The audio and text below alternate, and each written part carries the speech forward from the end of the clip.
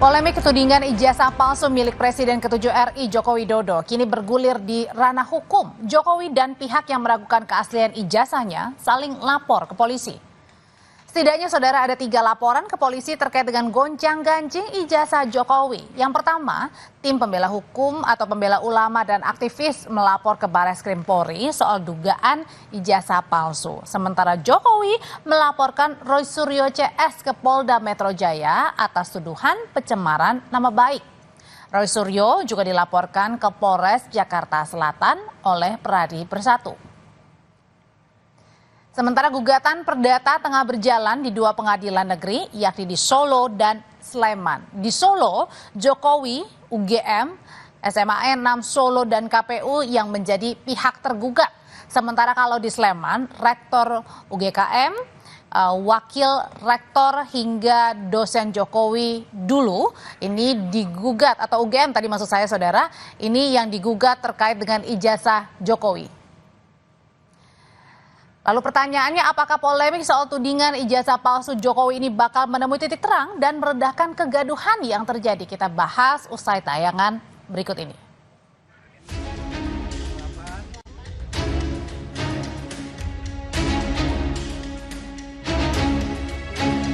Tak cuma di pengadilan, polemik ijazah Jokowi juga bergulir di kepolisian. Mantan Menpora Roy Suryo hari ini diperiksa penyidik Polda Metro Jaya. Roy dilaporkan Presiden ke-7 RI Joko Widodo atas dugaan pencemaran nama baik soal tudingan ijazah palsu.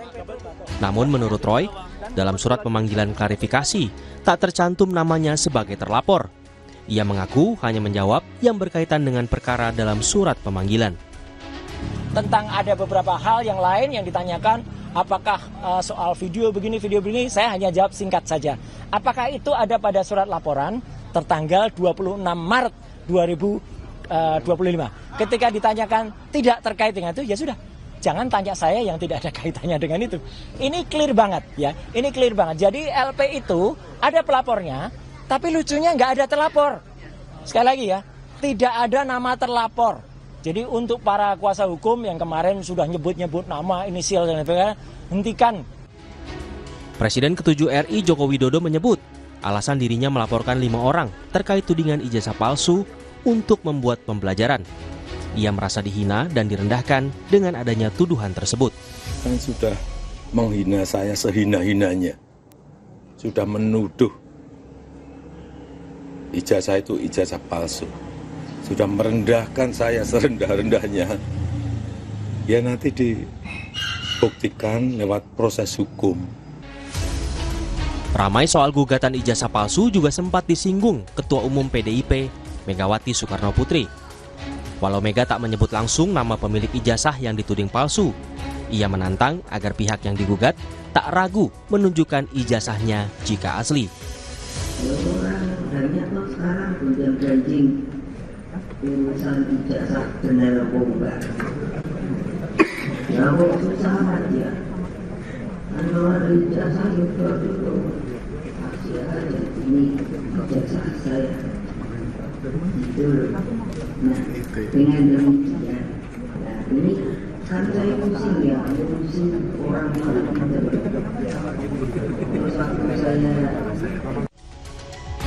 Namun menurut Barisan Relawan Jokowi Presiden atau Bara JP, Megawati seharusnya juga memberi saran ke pihak pelapor, Roy Suryo CS, yang dinilai memicu kegaduhan. Saran Bu Mega itu udah bagus ya, tapi sebagai negarawan juga Bu Mega sebaiknya juga menyarankan kawan-kawan Roy Suryo dan yang lain itu supaya juga menghentikan apa yang mereka lakukan.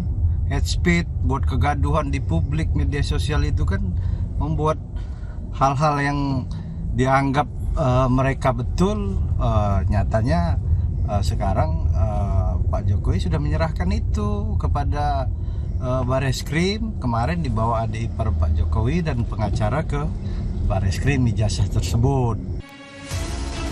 Selain perkara pidana, polemik ijazah Jokowi juga digugat perdata di Pengadilan Negeri Solo dan tengah dalam tahap mediasi. Sementara di Sleman, Rektor UGM dan dosen pembimbing Jokowi, Kasmujo, yang berstatus sebagai tergugat, akan menjalani sidang perdana pada 22 Mei. Tim Liputan, Kompas TV.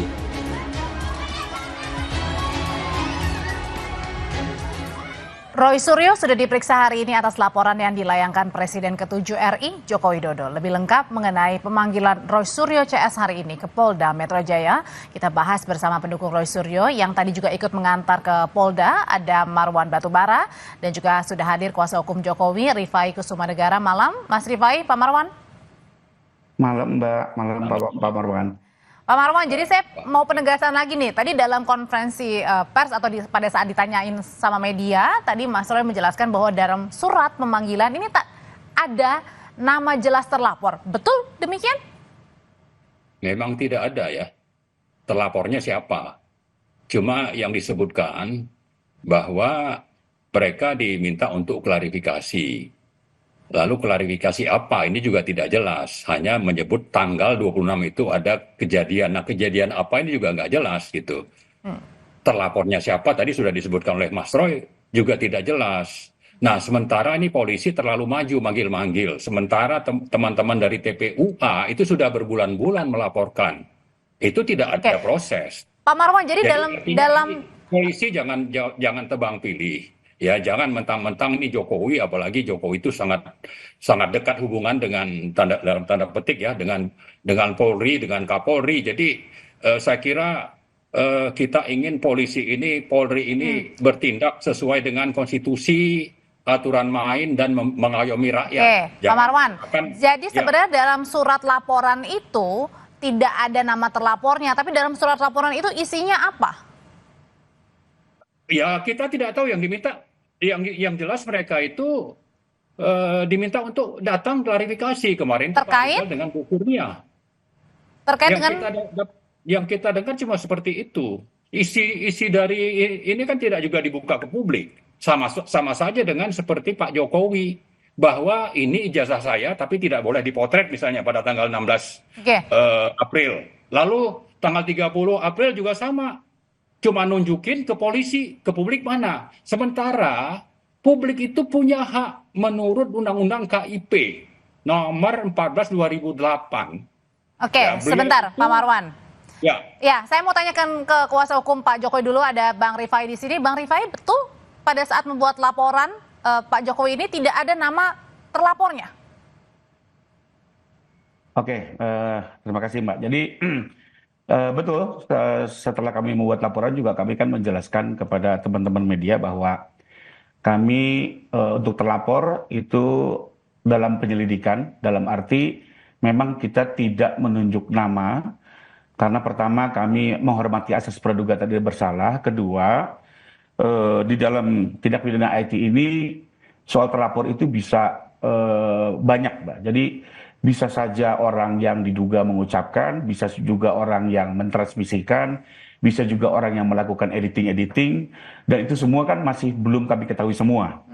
Sehingga memang kami dalam pelaporan saat itu hanya menjelaskan ini dalam penyelidikan.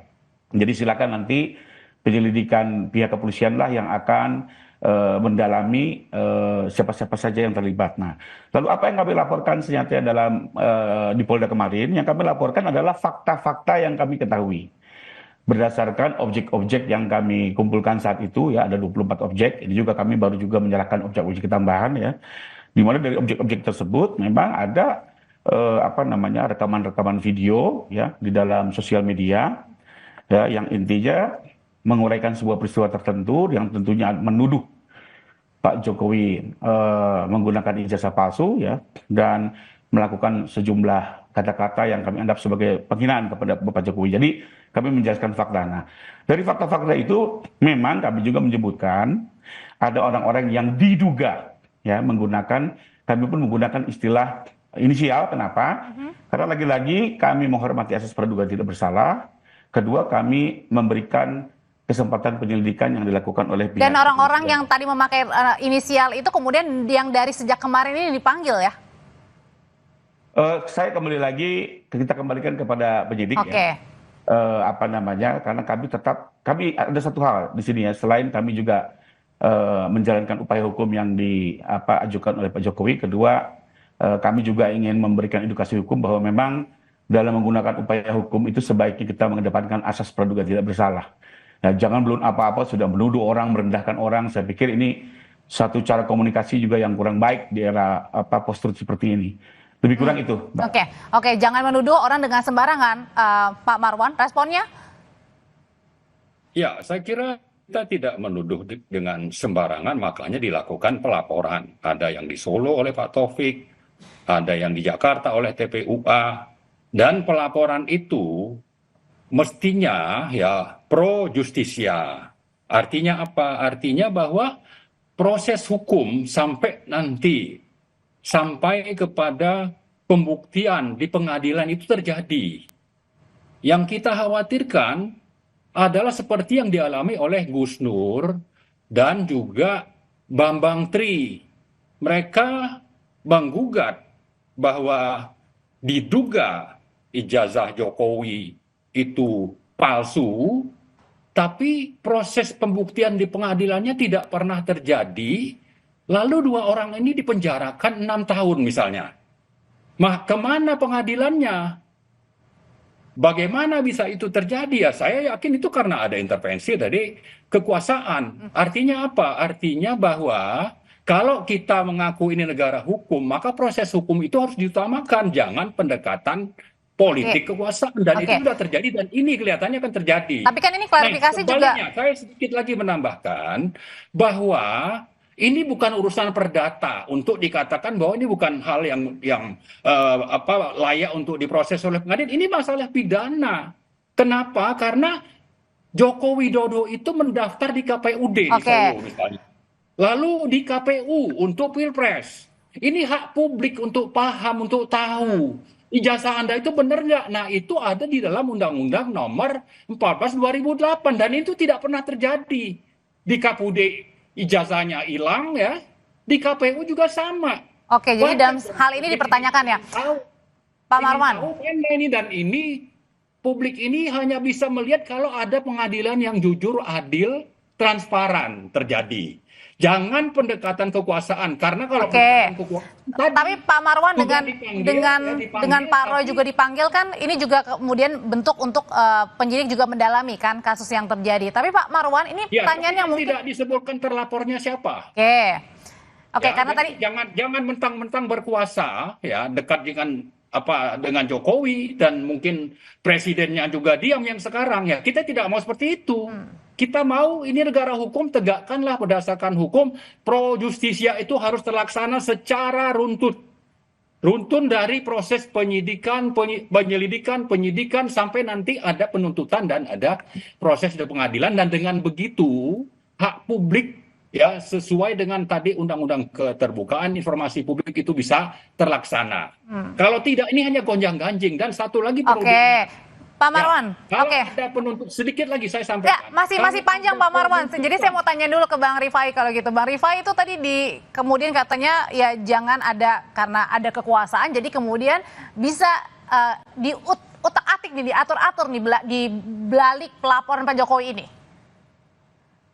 Ya, pertama saya menyayangkan ya dengan narasi-narasi yang kesannya tidak mempercayakan kepada pengadilan maupun pihak kepolisian ya. Kenapa? Karena di dalam negara hukum ini ya memang mau tidak mau kita harus mempercayakan semua proses hukum kepada lembaga-lembaga yang berwenang yang diatur dalam konstitusi ya. Dalam hal ini adanya pengadilan ya sebagai kekuasaan yang terpisah bahkan dari kekuasaan negara ya sesuai dengan res politika ya. Lalu juga ada kepolisian yang juga memiliki tugas penegakan hukum. Di sisi lain juga menjadi tidak konsisten karena di sisi lain teman-teman TPU juga menggugat melalui pengadilan, tapi di sisi lain kok seakan-akan tidak percaya pada pengadilan kan. Ya, ini sudah ada 2 gugatan nih, satu gugatan yang di Solo, satu lagi gugatan yang di Jogja kalau nggak salah. Kedua juga bahkan teman-teman TPU kan mau melaporkan ke Barreskrim. Artinya pada saat melaporkan harusnya percaya pada institusi tersebut. Nah kalau sekarang tahu-tahu tidak percaya, mendiskreditkan pengadilan maupun kepolisian, ini kan menjadi seolah-olah tidak konsisten gitu ya. Karena bagaimanapun lembaga-lembaga hukum itu perlu kita hargai dan memang tugas kewenangan undang-undangnya seperti itu. Bahwa teman-teman ingin mengkritik, ingin melakukan pembela diri itu wajar dan sah-sah saya. Tapi kalau menganggap tidak mempercayai, menurut saya ini menjadi semakin bias gitu ya. Lalu kedua saya mau tambahkan sedikit Mbak. Tadi bahwa dibilang Barreskrim belum melakukan apa-apa. saya pikir tidak tepat ya, karena kita ketahui bersama Baris Krim sendiri sudah menangani laporan TPU yang diajukan bulan Desember 2024 dan sudah memeriksa puluhan saksi, bahkan sampai ke Solo dan Jogja. Itu kita ketahui bersama ya, karena beberapa juga teman Pak Jokowi sudah diperiksa gitu ya. Bahkan kami pun juga sudah menyerahkan ijazah asli. Jadi menurut saya justru yang di Baris Krim sudah lebih dulu pekerjaannya dibanding yang di Polda ini masih berjalan di belakang, saya pikir. Oke, Bang Rifai, kan kalau tadi Kombes Ade bilang bahwa yang disita itu ada flash disk ya, kemudian ada YouTube, ada konten media sosial di X juga. Nah, kemudian juga tadi baik Mas Roy maupun juga Dr. Tifa, kemudian kemarin YouTuber Michael juga ditanya soal peristiwa 26 Maret 2025. Sebenarnya apa sih yang dilaporkan 26 Maret itu terjadi apa? Apa yang mengusik Pak Jokowi saat itu? Ya, yang kami laporkan adalah fakta ya, bahwa ada sebuah tayangan ya di tanggal tersebut ya. Nah, itu kami laporkan bahwa siapa saja yang terlibat monggo, Mbak. Karena di Undang-Undang ITE itu sendiri juga misalnya kita lihat ada sebuah video ya dilakukan oleh bisa saja dengan teknologi AI, justru sebenarnya orang sebenarnya belum tentu yang membicarakan itu. Karena kan kita tahu sendiri ya, sekarang Presiden Amerika pun dibuat sedemikian rupa seolah mengatakan ini itu, padahal itu teknologi AI. Karena itu kami tidak mau mendahului dan kami lagi-lagi mempercayakan asas praduga tidak bersalah, ya, bahwa kalaupun ada sosok seorang di situ, kami menggunakan inisial sebagai bentuk penghargaan kami. Itu dalam bentuk diskusi atau gimana 26 Mei itu? Iya, dalam bentuk tayangan diskusi. Ada tayangannya, ada videonya, ada VT-nya. Nah, lalu kedua, bisa juga yang bertanggung jawab tidak hanya yang menyatakan, siapa yang mendistribusi, siapa yang melakukan editing segala macam. Jadi kami mengembalikan kepada alat bukti yang bisa diperoleh oleh penyelidik, yang kami harapkan juga dilakukan secara hati-hati, secara proper dan profesional. Demikian, Mbak. Oke, Pak Marwan, sebenarnya tanggal 26 itu kan tadi katanya ada konten ya, atau kemudian ada perbincangan begitu. Nah, sebenarnya di tanggal 26 Mei itu baik Mas Roy Suryo, Dr. Tifa, itu sebenarnya apa sih? 26 Maret. 26 Maret maksudnya? Ya, saya tidak tahu apa yang menjadi dasar ya, kalau diskusi itu kan setiap hari ada orang diskusi, ada orang podcast. Tapi saya ingin mempersoalkan masalah pengadilan yang sangat basic. Pro justisia itu ada proses langkah-langkahnya. Ada yang meragukan keaslian ijazah Pak Jokowi yang mestinya ini menjadi tugas pengadilan untuk membuka kepada publik, dan itu sampai sekarang belum pernah terjadi. Jadi kalau disebutkan oleh Mas Rifai tadi, kita harus mempercayai pengadilan yang mana? Kalau pengadilan itu bekerja tidak secara benar dan objektif sesuai dengan aturan main.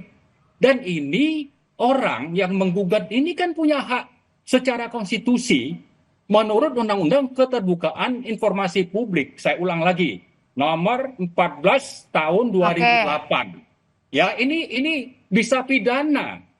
Bahwa yang melakukan pidana, Anda waktu di Solo misalnya, mendaftar titelnya itu Dr. Andes. Lalu jadi presiden berubah jadi insinyur. Wajar dong orang nanya, Anda ini insinyur apa Dr. Andes? Lalu belakangan juga ada info tentang misalnya ijazahnya, KKN-nya, dan sebagainya. Nah, menurut undang-undang tadi, apalagi ini sebagai presiden yang wajib menyampaikan waktu apply untuk menjadi bupati, wali kota, menjadi gubernur DKI, menjadi presiden Republik Indonesia, wajar dong orang mendapatkan informasi yang otentik. Nah, begitu itu hilang, wajar juga orang menggugat. Wajar juga orang podcast tadi yang disebut tanggal 26 Maret itu. Kenapa ini yang dipersoalkan? Tapi yang paling basic saya sampaikan tadi, bahwa publik punya hak dan yang wajib. Jadi begini, satu hal yang juga coba dibuat untuk di misleading ya, bahwa bukan cuma yang menggugat wajib untuk membuktikan bahwa ini palsu, tapi yang bersangkutan karena ini masalah pidana, wajib juga untuk menunjukkan Anda ini ijazahnya asli. Ternyata kan waktu tanggal 16 April, ini ijazah saya, tapi tidak boleh difoto. Waktu Oke, saya tanyain hal itu ya, Ya. Pak Marwan. Saya tanyain hal itu ya untuk ditanggapi. Bang Rifai, silakan. Yang tentang apa nih Mbak? Yang tadi katanya ingin menunjukkan dan kemudian bisa aja terkena pidana nih. Jadi gini ya, kembali lagi dalam hukum kita boleh memiliki pandangan hukum yang berbeda dan saya menghargai argumen yang disampaikan Bang Marwan. Tapi kami tim penasihat hukum Pak Jokowi memiliki pandangan hukum bahwa sesuai Undang-Undang Keterbukaan Informasi Publik ada terkait dengan ijazah Pak Jokowi justru adalah yang dikecualikan ya. Yang dikecualikan karena apa? Data itu bersifat pribadi dan Pak Jokowi hari ini sudah bukan sebagai pejabat negara, sebagai warga negara biasa. Jadi kami memiliki pandangan Pak Jokowi tidak memiliki kewajiban hukum untuk menunjukkan ijazah tersebut ya. Sesuai Undang-Undang Keterbukaan Informasi Publik maupun juga satu undang-undang yang tidak boleh dilupakan yaitu perlindungan data pribadi. Demikian. Ya, jadi saya kira dengan singkat. adanya dua pendapat seperti ini, maka sudah menjadi tugas dari ranah di pengadilan di MA untuk membuka ini terbuka kepada publik. Jadi jangan terus berpegang kepada prinsip dari lawyer yang memang sudah berada di bawah kendali Jokowi. Baik. Itu yang terjadi dulu di Solo. Nah, kita mari buka. Sudah kita tangkap Pak Marwan pesannya. Saya pernah menyampaikan ya bahwa kita terima kasih Pak Jokowi datang melapor, tapi jangan berhenti hanya di sini. Harus ada proses pengadilan yang adil, terbuka, transparan, ya, objektif untuk nanti bahwa ini hak publik namanya presiden. Oke, baik. Presiden Sudah kita tangkap Pak Marwan. Disebutkan sudah tidak menjabat. Beliau ini menjadi komisaris di Danantara, masih pejabat publik juga. Meski bukan presiden tapi pejabat publik. Ini juga harus bertanggung jawab. Pak Marwan, terima kasih. Berlindung di balik sudah tidak jadi presiden lalu tidak bisa diproses hukum, tidak bisa seperti itu. Terima kasih Pak Marwan Batubara, terima kasih juga Bang Rifai. Selamat malam semuanya. Setelah ini rekan saya Tifa Solesa akan kembali dengan informasi operasi pemberantasan preman yang gencar dilakukan polisi. Juru parkir liar dan preman jalanan dirazia. Tapi bagaimana dengan preman yang berkedok ormas yang kemudian ini bisa menghambat investasi? Kita bahas lengkapnya setelah ini di Sapa Indonesia Malam.